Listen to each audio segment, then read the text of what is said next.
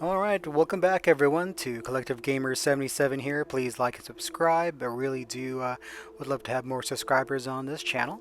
Today's review will be the Xbox Series X, which comes at a perfect time as we get colder and of course get to find some more time to stay in the cold months. So we do have this hot new release. The packaging for the Xbox pretty straightforward. It's compact, it's well designed.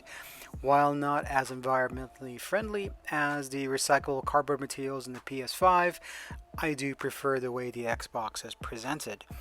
There is styrofoam in the packaging. The console itself is wrapped really well, and it presents it to you literally like a present, welcome you to the new system. Alright, taking the contents out of the box besides the system itself, we do have the Xbox Series X controller. We also have the HDMI 2.2 cable, power cord. I did leave in the USB-A to USB-C connection cable, as I have quite a few lying around from other devices. Everything, of course, is well made and sturdy, well packaged. No faults there.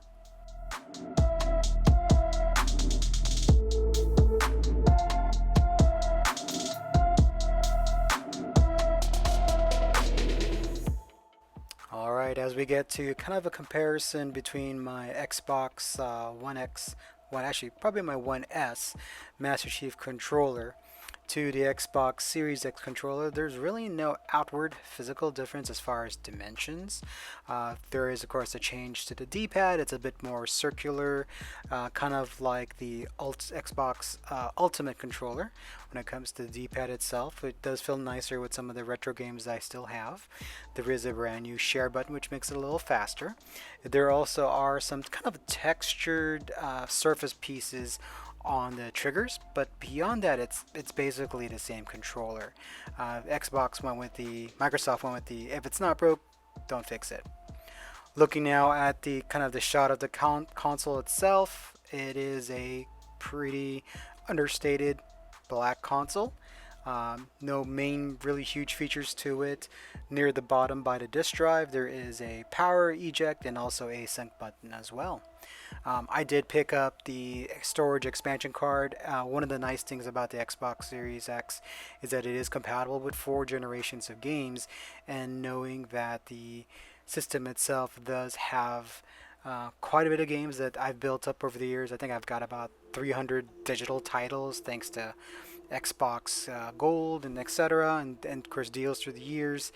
I definitely didn't want to lose that and knew I would need more room.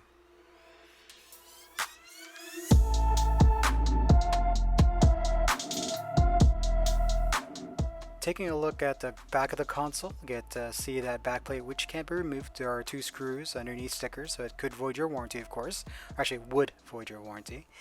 We do see the HDMI 2.2, the power connection, Ethernet, and 2 USB-As. And there, of course, is the storage for the Seagate storage expansion. Currently, it's the only proprietary, which is kind of a negative since right now there's no competition. I do like that it is very well built. It's pretty light and actually, fairly small. For 1 TB, I mean, it's not as small as an NVMe only drive, but I do like the kind of portability. The build itself is very well done. One new thing about setting up the Xbox Series X is you actually have to download the Xbox app to your phone. This was a first for me because the previous consoles didn't need it. And of course, after downloading that, signing in, there'll be a day one update for your Xbox Series X, along with an update for your controllers as well. This didn't take too long. I was connected over Wi-Fi, so it took maybe 10 minutes for both altogether, so it was pretty fast. It wasn't too bad. The controller update only took about 3 minutes. One nice thing about the Xbox Ultimate Pass is you do see any game that would have an X and an S version. It's actually clearly marked. One nice thing about having both SSD internally and via that external expansion port, as you can see here, it travels or you can move games to that external drive really quickly. For me, downloads are pretty much the same. Over Wi-Fi, my Comcast connection's about 250 megabits per second. Sorry, megabytes per second. So realistically, I would see anywhere between 65 to the most about 120 megabytes. So large games still take a bit of time, at least an hour. For example, Destiny had quite a bit, and that took about just a little over an hour, about an hour and 10 minutes to download. Other than that, the one nice thing I do like, compared to the old Xbox One X, especially using external, platter drives, was moving games, even while downloading and installing new games, took forever. Even a small 7 gigabyte game moving from the internal hard drive on the Xbox to an external platter drive literally took at least half an hour at times for me while I was downloading or installing. The nice thing is, even on the previous generation and the current generation, you can always still play. So there's definitely more things you can do. You don't have to wait, which is very nice.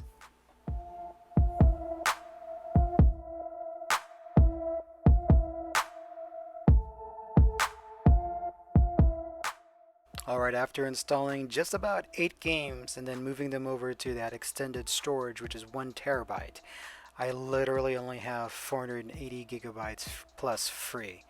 So in the future, it could be pretty tight, especially if you have a large game title.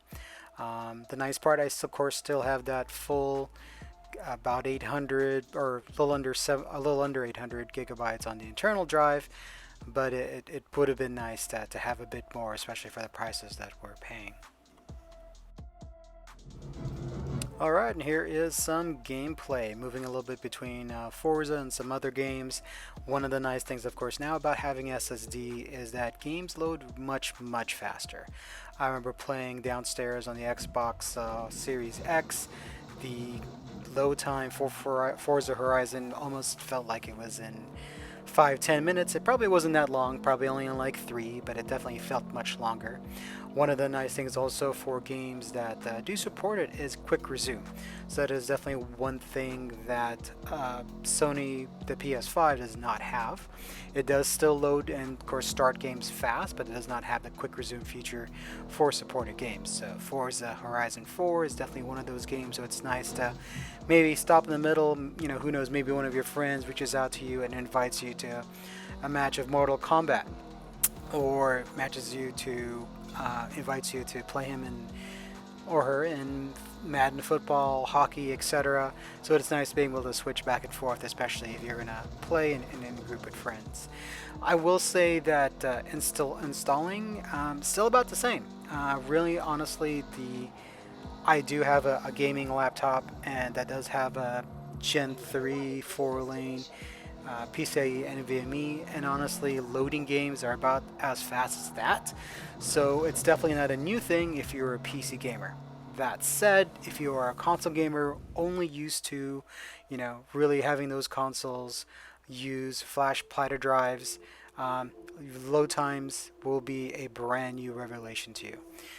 Here we are, moving over to Mortal Kombat 11. It is a quick resume title. The only thing that unfortunately does not work well on it is since your mileage can vary when it comes to as far as progression. So for example, this game I was just using a classic tower. I had paused it, shut off the machine a little bit later, came back, and it basically lost my spot. Whereas in Horizon, it kept it, even though it does have an online open world. So I think it really depends on how much the game is, relegated to really what you're doing and how it updates your stats. In Mortal Kombat's case, unfortunately, it does need it. So while you can quick resume to go back into the game, once you do power up your console and leave, more than likely, if you're on an online, conquest mode, it'll definitely lose your spot. That said, installing the game, again, loading the game, if you've had a PC gaming laptop with a good SSD, it's exactly the same. If you're a new console gamer, if you're a regular console gamer, the slow times for matches is a revelation. I do apologize also in advance. I forgot to mention I am capturing this via my iPad. And if for some odd reason the colors are just overly saturated, it actually is much nicer on the 65 OLED screen here, which I've had now for coming on 3 years, and it's still been rock solid. Uh, I do I do see that NetherRealms did do a few things. The game itself does feel cleaner, a bit more polished. Mortal Kombat always ran in 60 frames, so there's really not a huge change there, at least to what I'm used to. I mean, it still even runs well on the Switch, which I do play on every now and then as well. But it is nice to see that even backwards titles, even ones like this where there are new graphical updates, adds a little extra kind of polish compared to the Series X.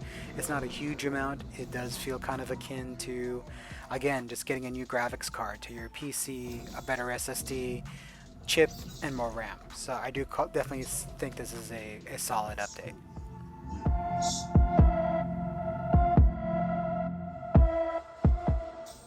Alright guys, here's my summary. As promised, I try to keep my videos between 5 to at least 15 minutes in length. In summary, do I like my Xbox Series X? I definitely do. I like it a lot. It's a very solid, well-built machine. It's pretty nondescript. It's not as large as people would first seem, especially from the pictures. It's about the height of two GameCubes put together. I actually had enough room to fit it underneath my my OLED TV, which is actually hung up on a TV stand. It is, I mean, it's solid. It's pretty heavy. Again, a very well built package, presentation well done.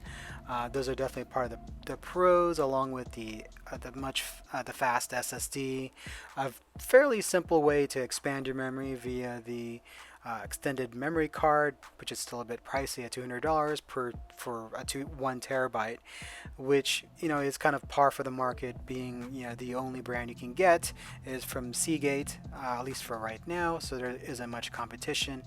But if you want a game and you have 4 generations of digital Xbox titles, or even physical titles that you have on disc that you could put in and the Xbox would automatically install if it supports it, this is still a great system. It enhances all your back compat titles and does what it can. So it automatically tries to upres it to 4K. If it's uncapped frame rates, it'll go to about 60 frames. For some of the games that support it, and also if you have a TV that supports it with HDMI 2.2, you can even go to 120 hertz in some games. That said, to me, this console, while really good, solid 8.5 out of 10 for me, it doesn't honestly feel like a next-gen console, only because there's no Xbox exclusive games at launch, and I think this was really a problem with Microsoft.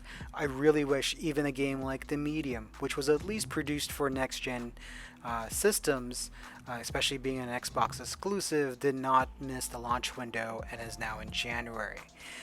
If there were at least one title that was built for the ground up for a next-gen system, I think honestly it would have been wonderful and would have really helped. That said, if you are a gamer that is, I don't want to say casual, but maybe you don't, really pride system or company specific exclusives, like you don't always play or like Sony exclusives or Nintendo exclusive, etc., and pretty much play most of your titles that are produced by, say, Activision, EA, etc. Right now, I would say the system is a good get, especially if you also have the unlimited Xbox Pass. Having that and having the multitude of games available to you for $14.99 a month is really one of Xbox's biggest strength, especially as they now announced 30 days of free Disney Plus and also included the EA Play base games as part of that subscription. So that alone makes it worth it, especially if you don't want to buy a bunch of games every year. And again, you're not a Sony exclusive games guy. I personally am non-denominational. I love all systems, all games. I do have the Xbox, the PS5, and the Switch, and even PC games.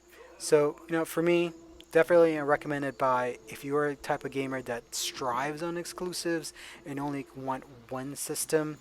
I would say a Sony and a PC is a good match. Otherwise, definitely recommend the Xbox. I personally am very happy with my purchase. Hope you like this review. Please like and subscribe. I'm definitely still trying to grow my channel. Thanks and have a great weekend.